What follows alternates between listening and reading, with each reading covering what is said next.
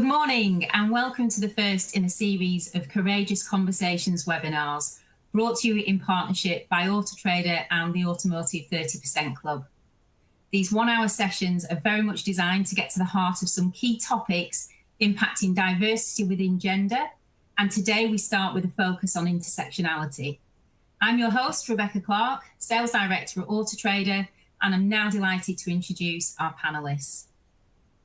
First of all, Julia Muir is the founder of the Automotive 30% Club and CEO of Gaia Innovation Limited.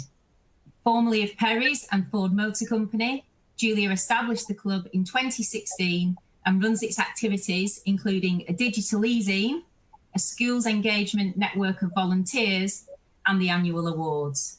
Her book, Change the Game, a leader's route map to a winning gender-balanced business, will be published early next year. We also have on our panel a man that needs very little introduction, Daksh Gupta, CEO of Marshall Motor Group. We're extremely lucky to have Daksh with us, not least because he is the CEO of one of the UK's largest and most successful automotive retailer operations, but as he himself highlights, is one of very few senior leaders from a BAME background in the industry, which means his own personal insight on this topic will be genuinely fascinating. We're also thrilled to have with us Carole Merry, Franchise Director of Marshall Motor Group. Carole has a hugely impressive CV, over 20 years of experience within the automotive industry. 14 of those years were at Inchcape and 6 at Marshall. Carole is now responsible for an unbelievable 19 businesses that generated circa £260 million worth of revenue in 2019. And Carole sits on both the Honda and Volvo National Dealer Councils, so again, we'll have an invaluable perspective. Faiers is the COO of Autotrader, and prior to joining Autotrader, was the COO of Addison Lee, where she managed the end-to-end operations of the business. She's worked with digital companies for over 15 years, and before this led strategy and corporate development at the train line. At Autotrader, as well as guiding our strategy, Catherine is responsible for the core business, a big part of which is working alongside other members of the leadership team to shape our culture and progress our diversity and inclusion journey. Finally, we have Rebecca Nassir. Rebecca is our Senior Campaign Manager and responsible for helping to drive millions of consumers to our marketplace every month. She's also extremely passionate and an active member in both our BAME and women's networks, and is absolutely one of our resident experts in gender-related issues, including intersectionality. So we're now going to start with our conversation, and Rebecca, I'll come to you first of all, if I may. In today's session, as we said, we're discussing intersectionality, which we appreciate for some people may be a lesser known term. Can you start off, please, by explaining more about what intersectionality is and what it means? Yeah, sure. So, I mean, I guess you've said it already. I'm very conscious that there's a lot of terminology that's, thrown around when we talk about diversity and inclusion. And in fact, it can be that very thing that, makes people feel excluded and shut out, particularly if they don't understand a particular term or don't feel as if they can ask about it. So I guess I'm making a bit of a personal mission of mine, to break that down and make sure that any kind of new terms or phrases or whatever, they're, far more accessible, so they in turn can benefit far more people. So with intersectionality itself, I suppose that the simplest way to describe this is that it's the recognition of different aspects that make up a person's social and political identity. So whether that's gender, race, age, abilities, sexuality, class, even physical appearance, all of these things, make up someone's individual identity. So they can combine to make sure you have certain privileges, but at the same time, they can also ensure that you have certain discriminations against you as well.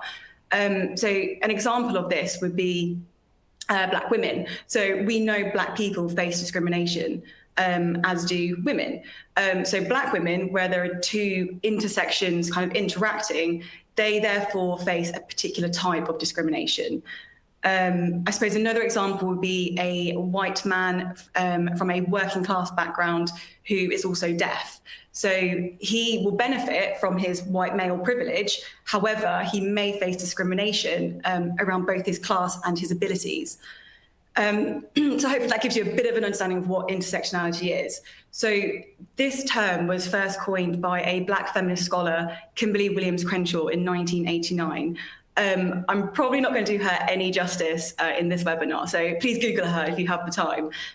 But in a really kind of brief description, she's an American lawyer, a civil rights advocate, a philosopher, and a leading scholar of critical race theory. So back in the late 1980s, she wrote an academic paper around intersectionality. So this is where she first dissected how the experience of being a Black woman cannot be understood in terms of being Black and of being a woman independently. She wanted to make the case that those interactions, they definitely interact with each other and they frequently reinforce each other. So you have to take the person as the whole, not with the separate identities. So, this is really a groundbreaking theory. You'd think it would be super obvious to everyone, right? Like, of course, everyone has, their own things, their own aspects that make up their own identity. And surely that brings with it its own, certain strengths and challenges.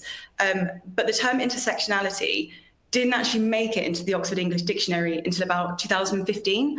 And it only gained widespread attention after the 2017 Women's March. That was an event where the organisers themselves noted how women's intersecting identities meant that they're impacted by a multitude of social injustices and human rights issues.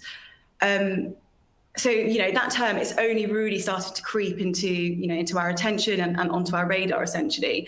And, society still isn't fully recognising that, right? Our automotive industry hasn't yet fully embraced it. We're still living in a time where, the white middle-class woman is seen as the default representative of all women.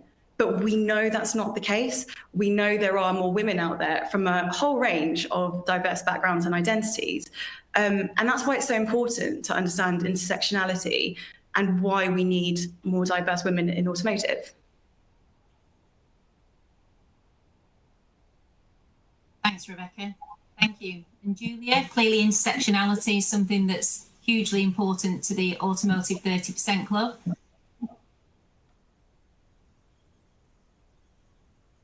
We lost Julia.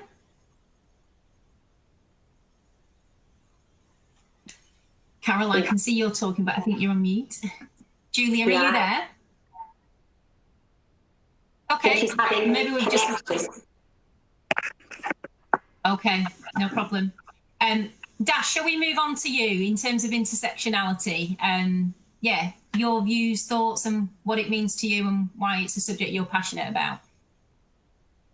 Yeah, morning everybody. I guess I'm really excited about topic that Rebecca's just been talking about, because actually, if you look at the industry, I think it's fair to say we are a little bit stuck in the dark ages in having this openness on this particular topic. I mean, I think it's only really been in the last maybe 5-6 years the topic of gender diversity has come onto the discussion, and I think it's a real shame, because actually everybody knows that this is good for business, and yet it's been something that's just been ignored for so many decades. I mean, I've been in the industry, slightly embarrassed to admit, for 28 years now, and I would say it's only really been getting momentum in the last 5 or 6 years through events such as this, webinars such as this, through the good work that Julia does with Automotive 30% Club, which hopefully she'll get back on in a second and talk about that in a moment. But I think it's my interest in this whole topic is really twofold. I guess one,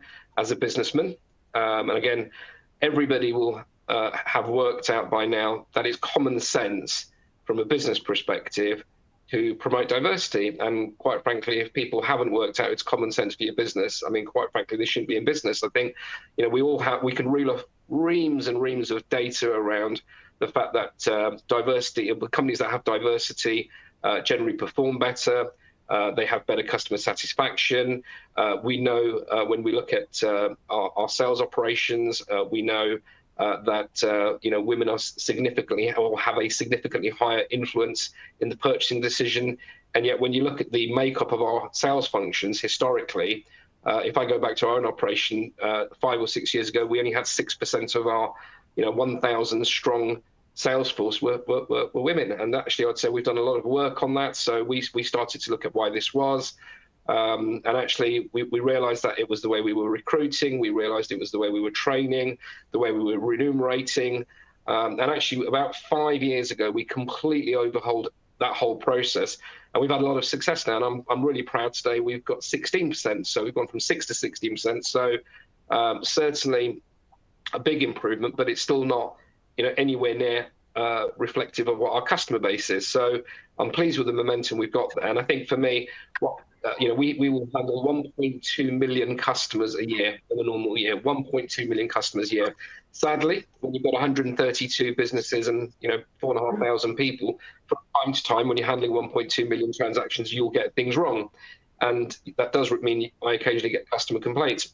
And I've got to be honest with you, I very, very, very rarely get a complaint from any of our female colleagues, very rarely. And I think that's just more around the trust that our customers have with female members of our organisation. So it clearly has a significant impact on trust with our customers. It has a significant impact, therefore, on margins and ultimately on profitability. So all the evidence there to support this as a business case is there. So for me, that's something I've been passionate about for a number of years now from a business perspective and as a businessman, I guess. And clearly my job as CEO for a public company is to make sure that I'm delivering long-term sustainable shareholder value, which is one of the reasons why clearly I've got involved heavily on this particular topic. But in addition, that's the kind of business reason, but actually there's a very personal reason to me. And I guess from a personal basis, listening to what Rebecca's been talking about, it's fantastic we're now starting to bring intersectionality into the debate, not just gender balance, because I look around and I think in your introduction, Rebecca, I think you said that I'm one of the few. I think actually I did do the exercise on Friday. I think I'm the only, to the best of my knowledge, the only top 50 dealer group based CEO running a dealer group from an ethnic minority. I mean, how can that be? That can't be right. Equally, how can it be right? There's only, again, to the best of my knowledge, one female CEO who's Angela Shepherd, who runs Mercedes-Benz Retail. That can't be right. So I think the fact that we're getting this discussion wider, I think is a good thing. As someone, at times I kind of still find this in this day and age, but I've experienced racism throughout my whole career. And I think it's a lot less now, which is fantastic. But you still do see it. But it's I think the more that we get this topic on the agenda, the less we're going to see of situations like that. But Rebecca was also saying that it's not just necessarily about race or gender; it's also other things. So at 24, I applied for a job and got told I was too young. 2 months later, I left the company and got a general manager's job elsewhere. So I think just getting all these topics on the discussion is really, really good. I have been called all sorts of names you can imagine, over the years, and it's interesting that my adopted parents were Indian, so hence I have an Indian name. But I think most people would agree I don't look Indian at all. But because of your name, you still get racist comments made towards you. But I think that's definitely going. But I think things like this will help. And I think if you look at the culture, I think these sort of topics bring is the ability to make people think about how they behave, how they interact with people, with their colleagues. And I'm really proud that Carole's on this today, because Carole, I always sort of say to her, and she's probably too humble to admit this, but I think she's a fantastic role model, and she is in the job that she is because she's really, really, really good at what she does. And I think that's also important, that people get roles and responsibilities because of their capability, not because of any other reason. So that's Daksh, why I'm interested in this topic. I was going to say, and that might be a perfect time to bring Carole in. Some powerful words from you, what it looks like from your perspective, as you say, business and personal. Carole, just moving to you now. Why is it important to you as a kind of senior leader within Marshall to have inclusive teams and diversity within culture? Well, Bex, if I can just start saying that in the last 20 years, I think it is important to acknowledge that our industry has come quite a long way from the laddish culture that I first worked in all those years ago, but we still have so much work to do. In the early years of my career, I truly believed that I had to adapt my behaviour and emulate the men around me in order to be successful, which I think is really sad. And if I'm brutally honest, it took me even longer to have the confidence that my thoughts and ideas would be valued equally. And again, we still hear this from far too many women today. So I'm keenly aware that my experiences aren't representative of all women, but I strongly believe that we need to actively work together and support each other to achieve a better gender balance, a more diverse gender balance. Now, you've heard Daksh speaking earlier, and it's clear that I'm really fortunate to work for an organisation that recognises that more needs to be done in order to create a workplace that reflects a variety of backgrounds and experiences, and where all voices are heard and respected equally. And at Marshall, we strongly believe that apart from it simply being the right thing to do, safe and inclusive environments where we can have these kind of conversations and, genuinely accept that we're all learning together, create highly engaged and motivated teams. And these diverse teams ensure a wider viewpoint, fresh ideas, innovation, and enhanced productivity. As Daksh said earlier, diversity is simply a no-brainer. And finally, but perhaps most importantly, Bex, this diversity will ultimately mean that we're more relevant and in touch with our customer base. And from my perspective, in an ever-consolidating marketplace, I don't think any of us can be thought or considered to be irrelevant. Thanks, Carole. Thank you. Again, great to have personal insight. Julia, are you back with us? I can see you again. Just want to check if you can hear us okay. I'm here. I'm finally arrived. Oh, we can see and hear you loud and clear, so good to have you back. Yeah, Julia, we'll just rewind a little bit. If you'd like to talk about intersectionality and, the perspective of the Auto 30% Club, that'd be awesome. Okay. So excuse me if I repeat anything that someone else has heard, because I've missed a little bit because of my bad connection here. So yes, in terms of the Automotive 30% Club, it was always our intent to be inclusive of all women. But I now feel it is necessary to make it more explicit in our stated aim to ensure that no woman is excluded. I think, as I probably mentioned, women aren't all the same. We've got different ethnicities, skin colours, social backgrounds. We're not all straight. We're not all mothers.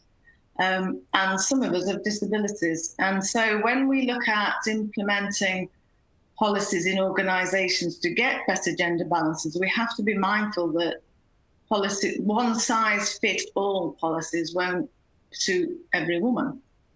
So I think if we look at who is progressing in the automotive sector, it's probably fair to say that the women that are moving forward don't necessarily reflect this rich diversity of womanhood.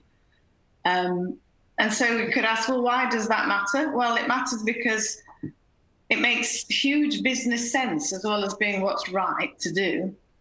Diverse women are a huge benefit to the business. We know that from research that gender balance alone leads to superior profits of 25% over their less gender balanced peers for companies. But the combination of gender balance and diverse men and women leads to 36% profit improvement over less diverse organisations. And there's actually evidence that all white male teams underperform significantly versus more diverse and gender balanced teams. And the reason for this is that intersectionality gives a bicultural competence, and it gives a broader perspective and customer insight into a much wider customer market, as well as creating a much richer collective intelligence within an organisation. But as we know, intersectionality can also raise higher career barriers because, for example, a woman that is a black woman will face oppositions potentially on the basis of racism as well as sexism. So that's why, supported by our club patrons, including Daksh, who you've already heard from, I've reworded our aim this year to reflect the diversity of women we need to see in the automotive sector. So now our aim is to fill 30% of key roles by 2030 with diverse women. Thanks, Julia. Thank you. And Catherine, could we move over to you as fellow patron of the 30% Club? Absolutely. Morning, everyone. And so I think the business case for gender diversity has been well and truly answered many times over already by the other attendees and participants. And what's interesting is that there aren't actually that many studies that specifically focus on diversity of gender. Many focus on the challenges, but we absolutely believe that all of this research still stands. Women are our employees, they're our customers, and our external partners, and they're absolutely not all white, straight, and neurotypical. And it's absolutely our job as businesses to start recognizing those differences so that we can benefit from empowering all women to be their best and to attract and serve our customers better, because it will be better for our business if they do. We're committed at Autotrader to achieving greater gender diversity. It's a key part of our broader D&I strategy. And today we have 50% of our PLC board members are women and 40% of our senior leadership team are women, but they absolutely do not represent all women. And we are right at the beginning, I think, of our journey to drive more diversity in gender at Autotrader. Some of the steps we've taken are, the very public ones we've taken at least have been to join the Global 30% Club. They are increasingly focused on making big commitments to addressing diversity beyond gender alone. And we also signed, you may have seen Suki Sandhu's open letter to UK business that was written recently calling for change. And as part of signing up to that letter, we committed to reporting on some of the more sustainable and long-term actions that we are taking and committed to taking. Now, these are all important signals of our commitment and intent, but there's still so much more still to do. This journey for us is all about the actions that we take rather than the words that we say or where we might sign the Autotrader name or our own names up to. And we're now at the point where we need to demonstrate that we can deliver that change for all of our colleagues today and for the future colleagues and organisation that we want to build and that we want to become. I mean, Daksh talked about the automotive industry earlier and the pretty dismal view of the number of CEOs in our industry that are from BAME backgrounds or who are women. And depressingly, if you look at the UK-wide picture, it's actually not that much better. So out of 1,099 of the most powerful roles in the UK, only 52 of them, so less than 5%, are filled by people from an ethnic minority, both men and women. And ethnic minority women only account for 11 roles, less than 1%. And out of these, only 3 are Black females. So there's almost a complete absence of BAME women in leadership roles in the UK. And this is just a massive missed opportunity for businesses and one that we need to all work together to address. Just to finish on this question, one of my favourite quotes on this topic is actually from one of the founders of the automotive industry who was born in 1906, so what feels like a long time ago now. So Soichiro Honda, who was the founder of Honda Automotive Group, and he was talking about cognitive diversity in the 60s and 70s a lot and was incredibly passionate about it. And he said, if you hire only those people you understand, the company will never get better people than you are. And I think that's brilliant. I think it sums it up really well. And this is one of the foundations on which this industry was built. So we all need to today commit to keep learning and to understanding more to make sure that all of our businesses become better. Very thought-provoking, Catherine. Thank you. Rebecca, just coming back to you explained earlier more around intersectionality, what it means. And as Catherine just said then, one white, straight woman absolutely does not represent all women. Could you just share a little bit more on, some of the context around white feminism, perhaps some of the history from a BAME and LGBTQ plus perspective, and kind of how that's led to increased awareness of intersectional practices? Sure. I mean, I've got to say that the quote that Catherine just said blew me away. Actually, it's so true, and I think it's actually one of the key issues that we find with white feminism.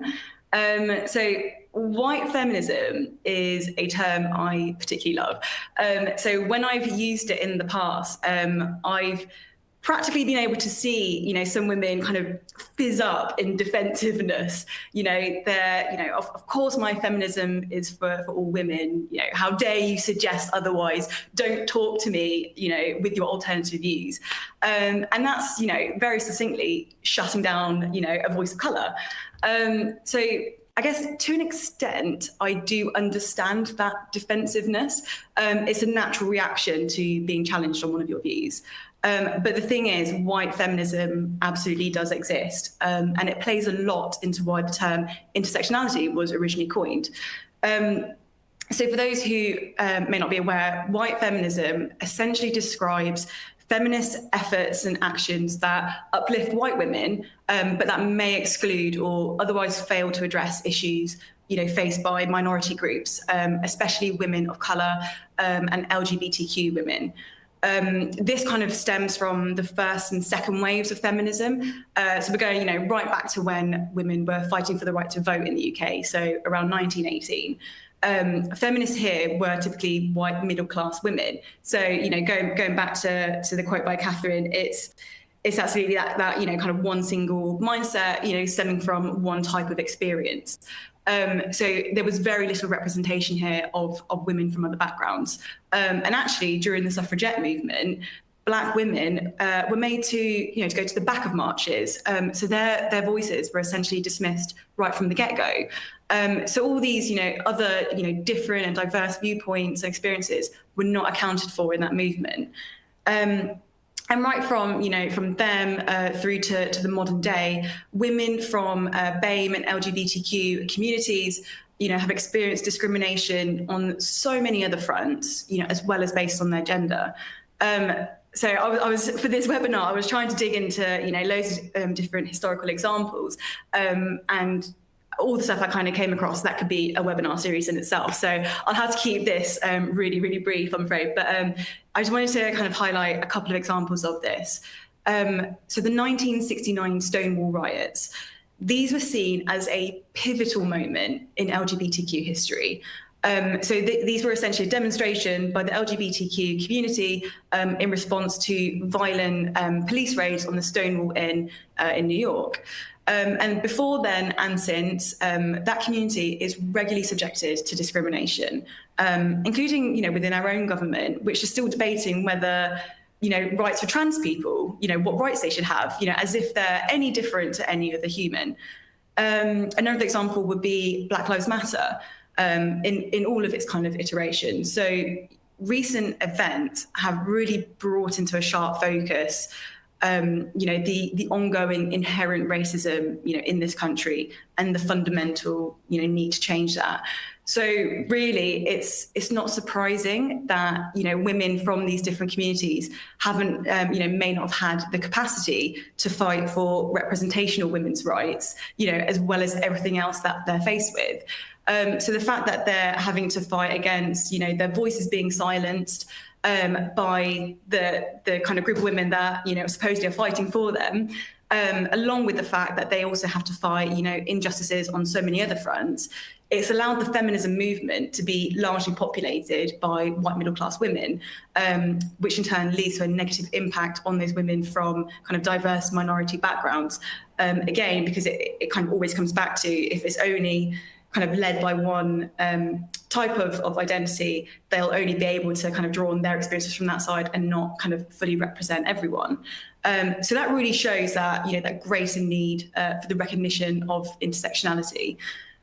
We need that, diversity within women in the automotive industry. We need that representation, so more kind of, I guess, different voices are heard. All of them are respected, and workplace cultures, environments can change accordingly. Great, thank you, Rebecca. Thank you.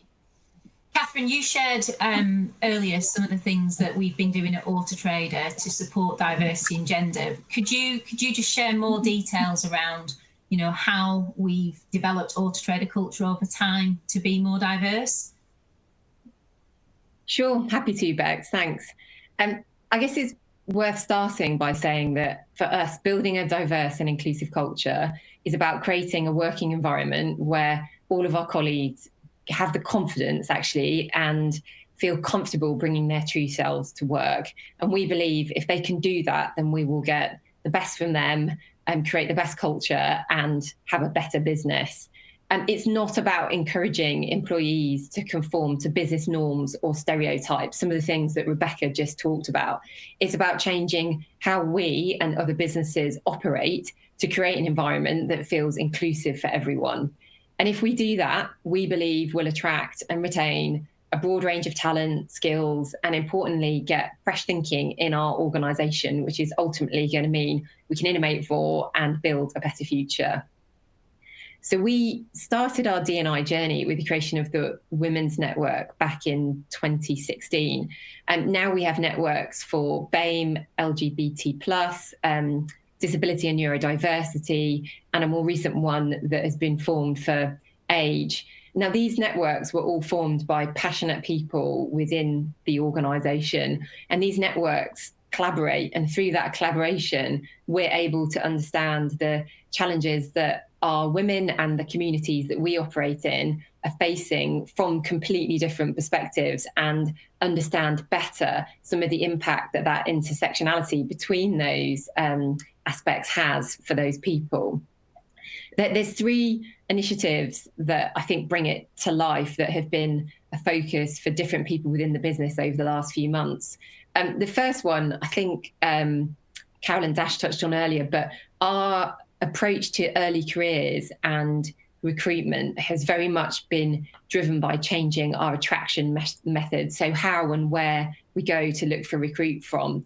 And through partnerships with tech returners and specific campaigns where we've focused on BAME experiences and have showcased our culture and how our culture actively welcomes diverse women, we've made it completely clear that we don't shy away from having these conversations very openly and from talking about all characteristics and challenges that people might face. And it's through promoting this and being very visible and driving these activities that we've been able to attract more diverse women. Of our tech returners, new joiners that actually started this week, 4 of the 5 returners are women, and they're all diverse in terms of their ethnicity. So we can see the benefits from changing that attraction strategy beginning to come through in the business. And second example is the work that our neurodiversity network have been doing and our partnership with the National Autistic Society and some neurodiversity specialist organisations that we've been working with. And we've been able to, through those networks, been able to support a number of our dyslexic and autistic women to get them diagnosis in weeks, a process that would often take years through the NHS and national waiting lists. And that's meant that for these women, they've been able to explore their neurological differences, build their confidence, and understand how they can very much continue to progress and have successful careers within the Autotrader business. So much of that focus has actually been about removing barriers to progression for them and making sure that we can retain and develop diverse women through the business. And then finally, it's worth touching on our partnership with Stonewall and the work that both our Women's Network and the LGBT+ network have been doing around driving awareness of less visible identities, including bi and non-binary. We've also created more recently transitioning guidelines for our trans colleagues and prospective employees.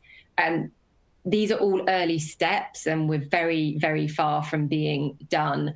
But I think the most important thing on all of these examples is that we've started the conversation and been very open and visible in having that conversation. And I think that is very much the first step on the journey. By starting the conversation, you find and get to share and learn from others, and then the steps that we should take and the work we should be doing just becomes more obvious and aware to all of us.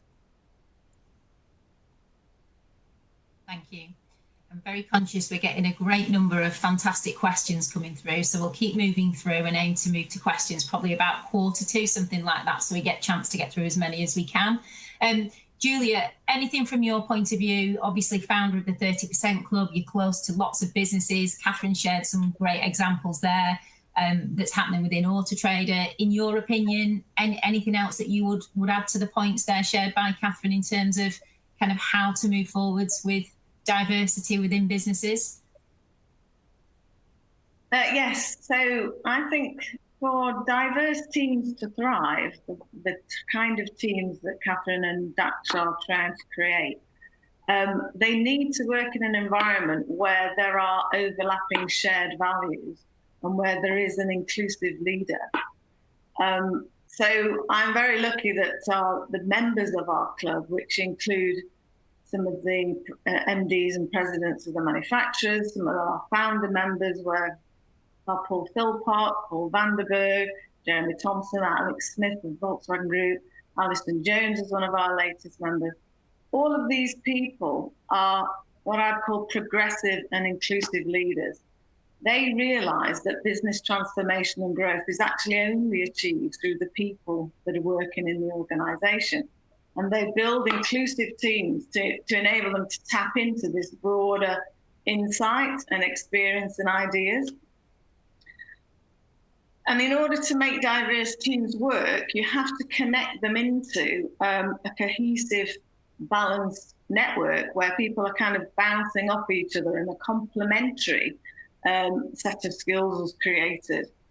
And the leader absolutely has to set the example and design the organisation to make sure that the adopted behaviours and norms promote inclusion, but also it's really important that they are anti-exclusion and very vocal about that. Business leaders can't really sit on the fence with these issues anymore because of the power of the consumer and because of the generation of employees that are coming through feel very strongly about these issues. And they have to make it clear what the values of their organisation are.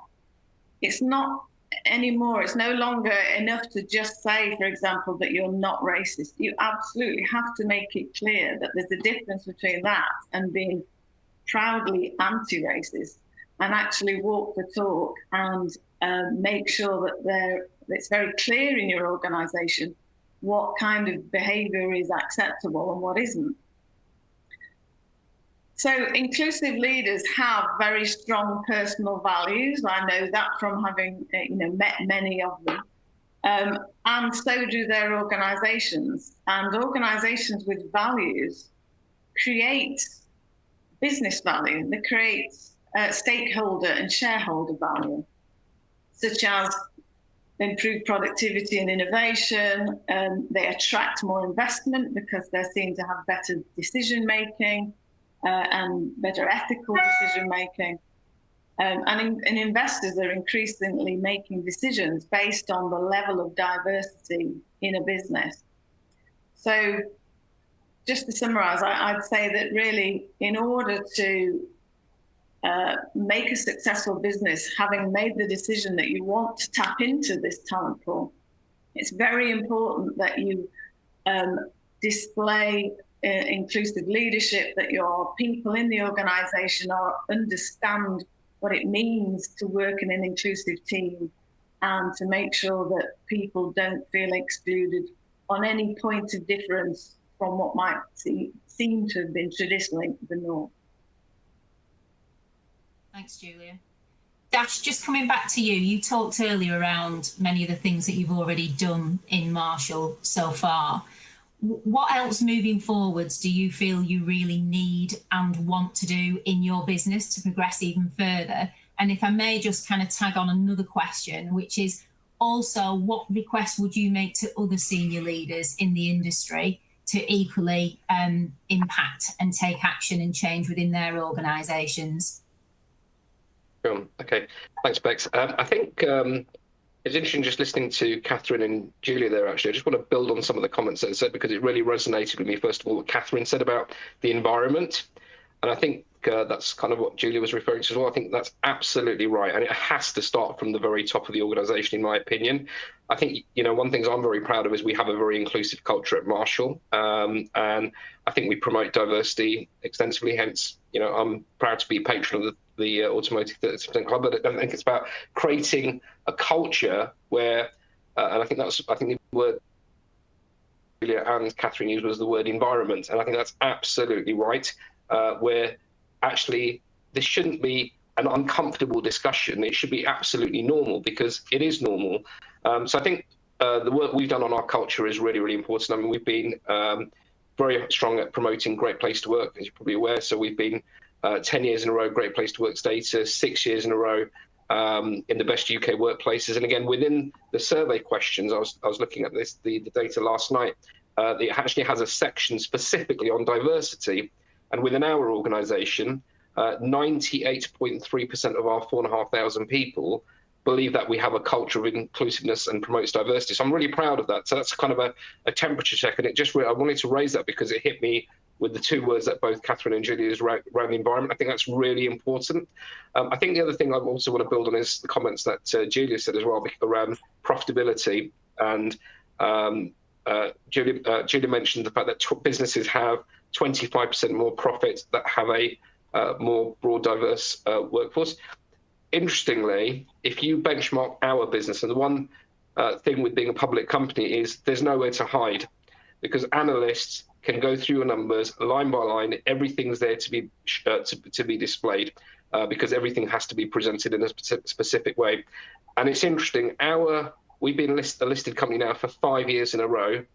Every single year that we've been listed, our performance has been between 25 and 40% better than the UK average performance. Now, I've never really thought of it in that way.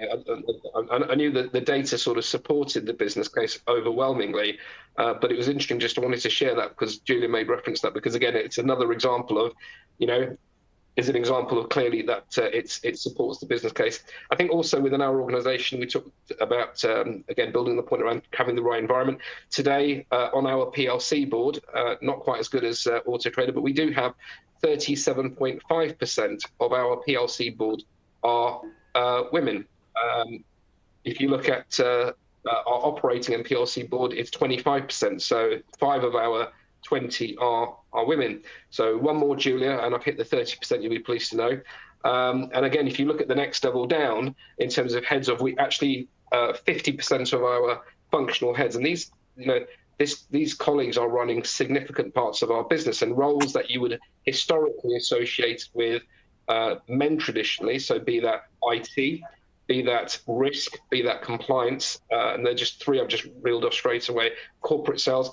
They are all currently in our organisation women, and they're doing a fantastic job. So I think the environment is important at the top level, but also it's about what can you do at grassroots root level. Because if I look at our where we've got work to do is around driving more at what I would say top of the funnel. So I talked about earlier how we've changed our recruitment process, how we're remunerating people, how we're training people. So we've come away from historic low basic, high commission, where we just take that away and we just simply say for the first year, we're just going to guarantee you £25,000. Doesn't matter what you sell, that's what you're going to earn, to take away that risk factor, which I think is often seen as a barrier to entering the industry. We are doing 2-week residential courses. We're doing retention bonuses. And as I said earlier, we've seen the uptick of women in our organisation go from 6% 5 years ago to 16%. So I can see at the top of the funnel that's coming through. I can see at line management level, there's more women coming through, and also at senior management. So we're kind of having a 2-pronged approach on this. Things I think we can do more of. I think if you take COVID-19, I think what's been amazing is how technology has enabled us to do things that perhaps historically we've always been anxious to try. So, the ease of communication from tools such as we're using today, or team working or Zoom, has proved that you can work from home effectively, and the business doesn't suddenly just blow up. So I think one of the barriers has been around work-life balance for people. So I think particularly for women when they've got young kids. So I think things that we could do better is assess how could we make this work in our organisation. I think interesting listening to Rebecca was talking about the networks, the network that she runs with an Auto Trader. We don't have that in Marshall. I think it's a bit harder because we have 132 businesses across the UK. So how would we make that work in our organisation is one of the things that I guess I question myself. But I sort of challenge myself. We should have something like this in our organisation. So that's one of the things I'm going to make sure from today that I take away in terms of how we can promote this. And I think just to add to your final question, Rebecca, around other colleagues getting involved. I mean, I think it's a real shame that still, as I said earlier, that there's only one, to the best of my knowledge, one woman CEO in the top 50 and only one CEO from a BAME background. That can't be right. So I would really encourage, as I've said, the business case absolutely stacks. You can see it, my numbers demonstrate that, as I've just talked about.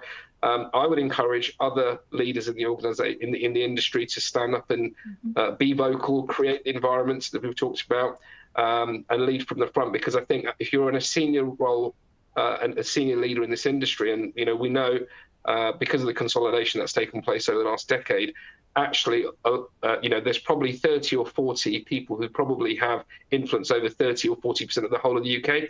If more of that top 20 or 30 leadership population would come forward, promote this, I think that'd be a really good thing. So I would encourage them to do more, no question.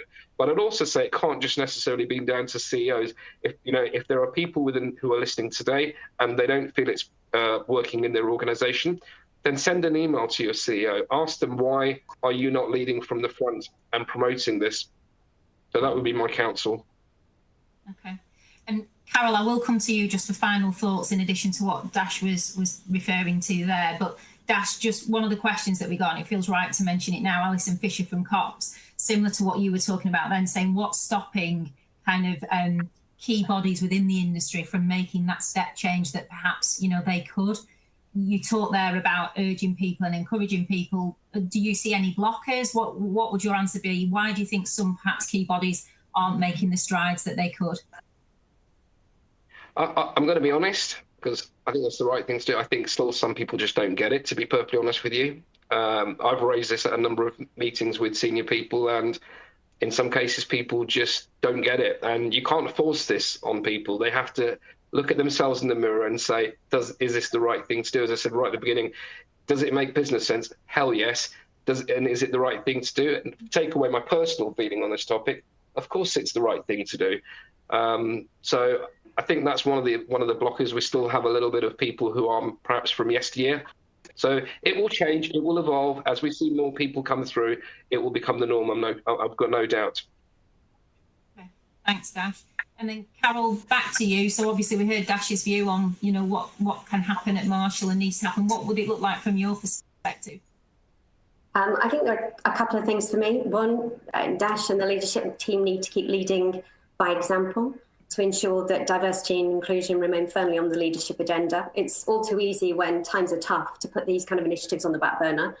And I think secondly for me, and actually the real learning I've taken away from this particular experience, and that's a huge benefit to this type of initiative, as we get to share ideas and learn from each other, is that I actually think we can do more to celebrate the diversity that we already have within Marshall. We have many role models across our organisation who are doing a fantastic job. And we've talked about being attractive to a wider range of people generally, to be able to select from a more diverse pool of talent.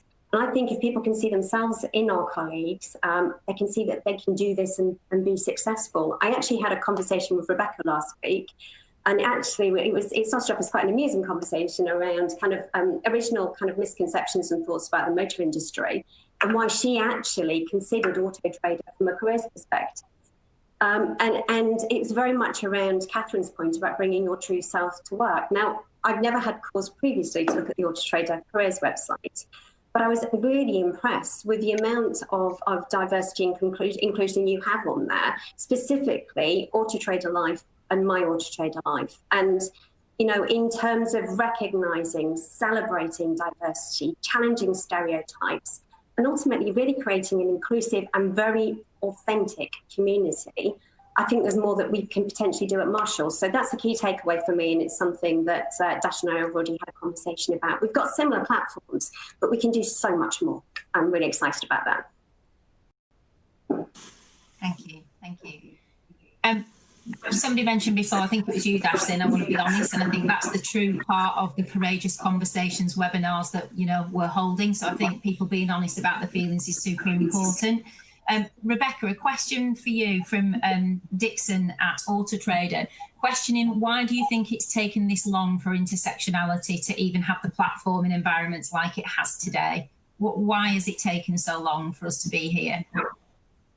Yeah, it's a really good question. Thank you, Dixon.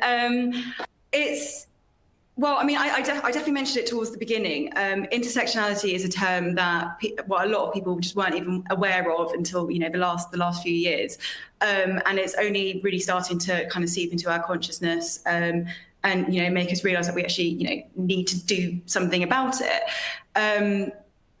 I think more people are starting to feel comfortable with bringing their true selves to work.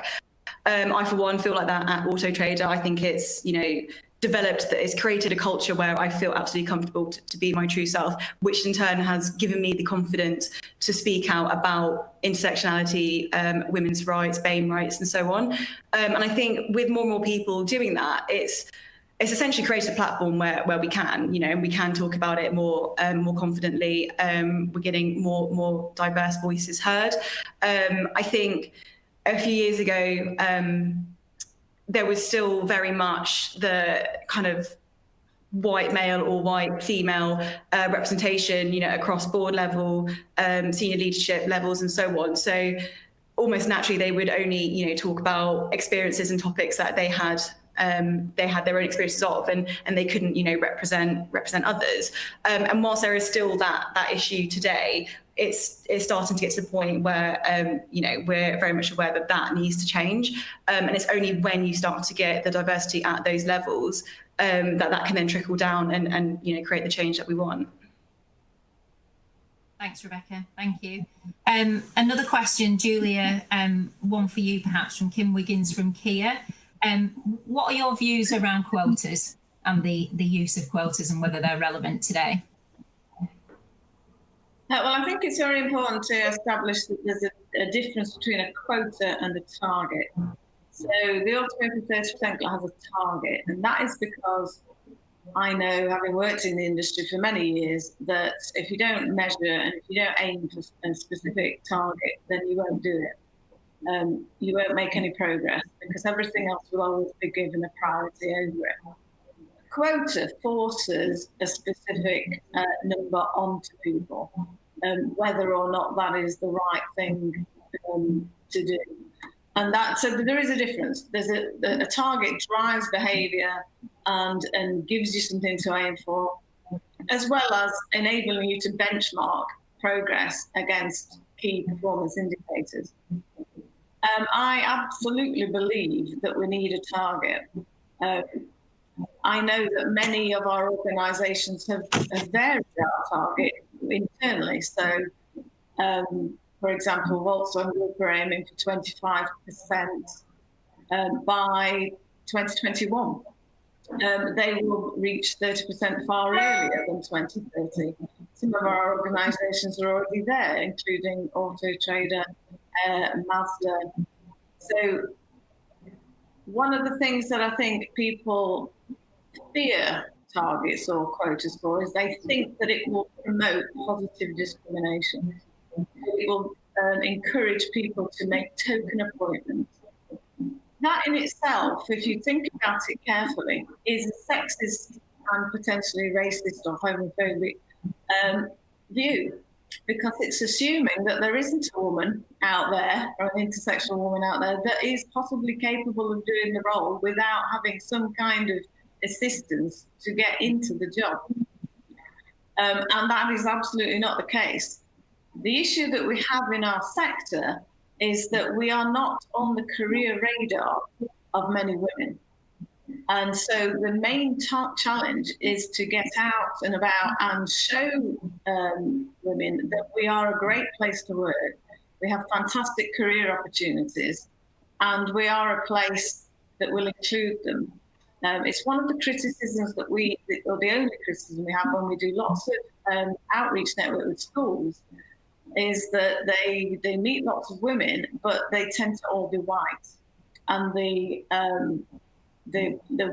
girls of colour or different ethnicities are saying, well, are you really an organisation for us then if we don't see any people like us in there? So just kind of building on Carole's point, we really do need to make sure that we celebrate and make visible all the diverse women that are already in the organisation, and make sure that people see that we are inclusive employers. And to make sure that by having the target, it makes a very firm commitment, a public statement that says, we're not just doing this for PR, we're not just doing this for brownie points, we are doing this to transform our businesses, to make better profits, and to create inclusive teams that we know will lead to superior performance. So that's the reason why we do need to have something to aim for. Okay. Thank you, Julia. Catherine, another question that's come through from Anne Woodward of Volvo. What about ageism? Where does that sit? It's a really interesting one, and it's a really interesting time for us actually on age as another aspect that we need to consider. About a year ago, a group of people got together in Autotrader and decided to establish a network very much focused on this. It's still at early stages of forming and figuring out exactly what agenda and what conversations it wants to drive. But it was formed very much from actually a group of people feeling like age as a conversation was not a conversation that we were doing enough on or talking about enough. And as ever at Autotrader, it takes a few passionate people to get together and decide they want to start those conversations and make a difference. And frankly, we're very open as a leadership team to supporting people on those journeys, but probably the best thing we can do is let them get on with it, support them as and when they need support. But I'm confident that they will come up with the answers that we need as a business to make sure that we're addressing that diversity strand. One thing we have learned from previous journeys we've been on is that the worst you can almost do is look for the quick wins. So there's always a sense when you identify a question or a topic that we feel like we're not where we want to be on, and that we want to have that challenging conversation, to try and do all the easy things first, or to try and demonstrate that we're making progress. And I think we've seen when we've done that before that you just don't create the right foundations and it doesn't become sustainable. So all of the things, the examples I talked about earlier, whether it's tech returners or changing our attraction strategy, are all about putting in place the foundations that mean over the long term, we will gradually, in the right way, begin to address those challenges, but do it in a way that means we'll get there sustainably over time, rather than making big, dramatic, bold statements, or making quick, fast changes that might look and feel good, but actually don't create the lasting change that we're looking to deliver. Thank you. Thanks, Catherine. Okay, conscious we've only got a couple of minutes. Rebecca, I guess it feels only right to come to you before we close. You've massively helped Autotrader in terms of intersectionality and supporting and working with colleagues. And as Carole mentioned, equally, I know, the way that you're helping shape and support conversations more broadly is hugely appreciated by many. If you could offer kind of one tip or advice or request to everybody listening today about something tangible that people could take away to implement within their own businesses to support moving forwards in this area, what would it be? Thanks, Bex. I would say, just very quickly going back to Carole's point around a conversation we had earlier on in the week, around why I actually joined Auto Trader. I'm, a woman of colour in the automotive and tech industries. And before I joined Auto Trader, I was very skeptical about joining initially, because I just thought I was going to be joining somewhere where I was going to be surrounded by lots of men who, wouldn't understand me, wouldn't understand my background, and we just wouldn't get along. And actually, it was the careers page for Auto Trader that showed me the kind of diverse nature of people there and the diverse culture that it had cultivated over the years. And that's what actually made me, comfortable and confident to apply. So I suppose the thing that I would love for people to take away from this, particularly kind of leadership teams in their businesses, seriously consider your diversity data. Find out where you were lacking representation amongst your people, whether that's race, gender, age, neurodiversity, all of it, and then put together a measurable plan, of action to improve it. Because it's all, very well and good talking about diversity and inclusion, but unless you have some clear actions, to which you can hold yourself accountable, nothing's going to change. So give dates, to show when you will have, people of colour on your boards, or, X percentage of women, across your business. Bring in D&I training programs, and commit to having, 100% of your recruiters and leadership teams, trained accordingly. Whatever it is that you think needs to be improved, just ensure that the objective isn't vague. Otherwise, the status quo will just remain unchanged. Thanks, Rebecca. Thank you. Conscious we are now officially out of time. Goes without saying a huge thank you to each of our panelists today for getting involved and really sharing some fantastic ideas and tips. As we mentioned at the start of the series, the Courageous Conversations webinars will be a series of 6 in conjunction and partnership with the Automotive 30% Club. So do watch out as we start to publicise the next event. Questions being asked around, can this be watched on catch up? Yes, it absolutely can. Just by registering and following the link, it's easy for people to do so. But thank you to everybody that's joined, that's listened today. We'd love to have feedback and ideas for any future episodes. But once again, a huge thank you to our panelists today. Thank you. Thank you very much.